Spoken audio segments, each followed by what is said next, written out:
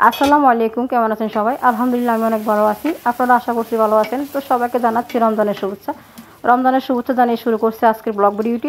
রমজান মাস তো চলে যাচ্ছে। রমজানে তো দুপুরে রান্নাবাড়ি একদমই হয়নি। তারপর আমাদেরও রান্না করা হয়নি প্রায় দুপুরে। তাই ভিডিওটি আমি বিকেলবেলা থেকে শুরু করছি। আমি এখন এখানে কিছু চিড়ে ভিজিয়ে নিয়েছি। চিড়েগুলো ভিজিয়ে তারপর ধুয়ে রেখে দিব ফ্রিজে, ঠান্ডা ঠান্ডা শরবত বানিয়ে নিব, তারপর ইফতারে খেয়ে নিব। এভাবে শরবত বানিয়ে নিলে আমার কাছে অনেক ভালো লাগে। সব কিছুতে আমার এই শরবতটা অনেক ভালো লাগে, তাই আমি বানিয়ে নিয়েছি। এরপর আমাদের আরও ইফতার আয়োজন করা হয়েছে, ওগুলো আমি ভিডিও করি নাই, কারণ আমাদের হাতে অনেক কাজ ছিল, বিকেলবেলা অনেক কাজ থাকে, তাই ভিডিও করা হয়নি একদমই। তারপর আমি এখানে রান্না করতে চলে আসলাম। ইফতার শেষ করলাম, তারপর আমি রান্না করতে চলে আসলাম কিচেনে। এখন আমি রান্নার জন্য চুলে একটা ফ্রাই প্যান বসিয়ে দিয়েছি। তারপর এখানে মশলা কষিয়ে তারপর আমি এখানে মাংস দিয়ে কলা রান্না করব, কাঁচা কলা রান্না করব। আমার কাছে কাঁচা কলাটা অনেক ভালো লাগে। এই রোজার মাসে একদিন একটাই খাইলে আর একদিন একটা খাইতে ইচ্ছে করে না, তাই আমার কাছে কোনো তরকারি ভালো লাগে না, তাই আমি আজকে নিয়ে আসলাম কাঁচা কলা রান্না করবো মাংস দিয়ে। তো এখানে বেশি কলা দিব না, মাংসের সাথে মাত্র 2টা কলা দিব, কারণ বেশি দিলে আবার মাংসের টেস্ট থাকবে না, তাই আমি 2টা কলা কেটে নিয়েছি। তো এগুলোকে ধুয়ে নিয়েছি। তারপর আমি এখানে মশলা কষিয়ে নিয়ে তারপর আমি মাংসগুলো দিয়ে দিয়েছি। মাংসগুলোকে আমি এভাবে দিয়ে তারপর ভালোভাবে নেড়ে চেড়ে কষিয়ে নিব মশলার ভিতর। আর আমি সবসময় চেষ্টা করি মাংসের সাথে কোনো তরকারি দেওয়ার জন্য।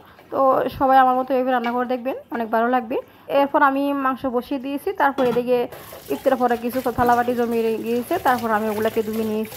ইফতারের পর তো সবার বাসায় অনেক কাজ থাকে, তাই আমরা সবাই ইফতারের পর আর বিশ্রাম নেওয়া যায় না, তো আমরা তাড়াতাড়ি করে কাজ করে নিতে হয়, কারণ নামাজের সময় হয়ে যায়। তো আমি এগুলো সব ধুয়ে নিয়েছি। এদিকে আমার রান্না প্রায় হয়ে গেছে, আমার মাংসগুলো কষিয়ে গেল। তারপর মাংসের সাথে আমি যে কলাগুলো কেটে রেখেছিলাম কলাগুলো আমি দিয়ে দিয়েছি। তারপর এগুলোকে ভালোভাবে নেড়ে চেড়ে কিছুক্ষণ রান্না করব সিদ্ধ হওয়ার জন্য। এখন মশলার ভিতর নেড়ে চেড়ে কিছুক্ষণ ঢাকনা দিয়ে রেখে দিব রান্নার জন্য। প্রায় 10 মিনিটের মতো রান্না করব, কলা সিদ্ধ হইতেও একটু সময় লাগে।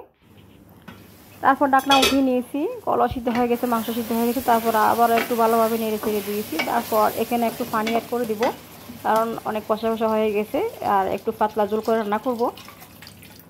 তো আমি এখানে পানিও দিয়ে দিয়েছি। এখন আমি কিছুক্ষণ নেড়ে চেড়ে তারপর আবারও ঢাকনা দিয়ে রেখে দিব।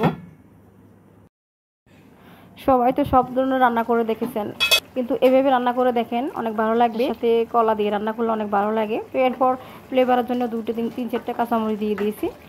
এখন এগুলাকে আরেকটু নেড়ে চেড়ে দিয়েছি। আমার রান্নাটা প্রায় হয়ে গেছে। এ হলো আমার আজকে রান্না। আজকে আর কিছু রান্না করব না। আমার রান্নাটা কেমন হয়েছে অবশ্যই একটা কমেন্ট করে জানাবেন। রান্নাটা শেষ করে এখন চুলা থেকে নামিয়ে নিয়েছি।